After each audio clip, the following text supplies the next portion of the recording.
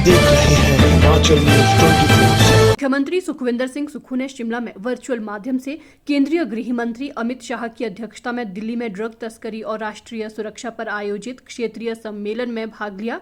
उन्होंने drug mafia से प्रभावी ढंग से निपटने के लिए राज्यों को अधिक अधिकार देने की आवश्यकता पर बल दिया।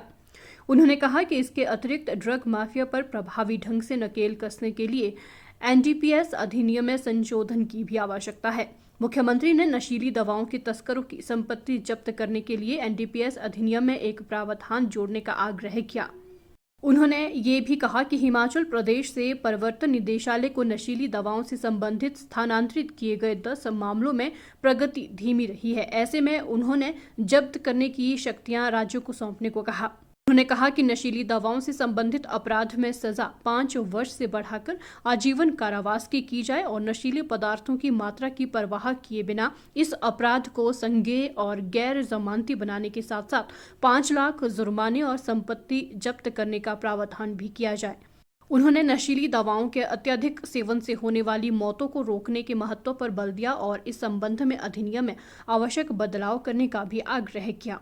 मुख्यमंत्री ने कुल्लू जिले में नारकोटिक्स कंट्रोल ब्यूरो का क्षेत्रीय कार्यालय और आधुनिक हाईटेक जेल स्थापित करने का भी आग्रह किया।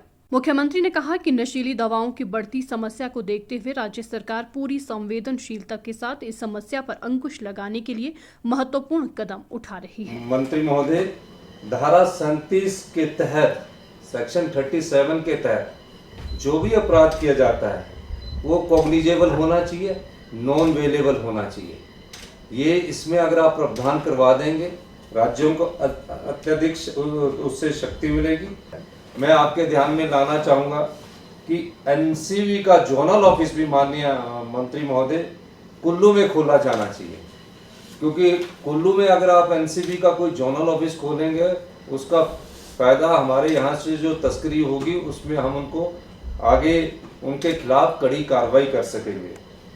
और जो फॉरेंसिक लेबोरेटरी है मॉडर्न, वो भी अगर आप हमें स्वीकृत करवा देते हैं और एक मॉडर्न हाईटेक सेंट्रल जेल की स्वीकृति आप हमें दे देते हैं और फास्ट ट्रैक कोर्ट जो कि आपने अभी बताया है, फास्ट ट्रैक कोर्ट में ट्रायल होना भी बहुत ज़रूरी है। मेरा आपसे प्रार्थना रहेगी कि अगर आप हमारे जो संकल्प है जो विधानसभा ने पारित किया है, क्योंकि हिमाचल प्रदेश इससे छूता नहीं है, इसमें कोई दो राय नहीं है और आपके सहयोग के बगैर हम आगे नहीं बढ़ सकते हैं, क्योंकि इन धाराओं में अगर आप परिवर्तन करते हैं तो निश्चित तौर पर सभी प्रदेश के राज्यों को इसमें काम करने का मौका मिलेगा। हिमाचल न्यूज 24/7 के लिए शिमला से लक्ष्मी ठाकुर की रिपोर्ट।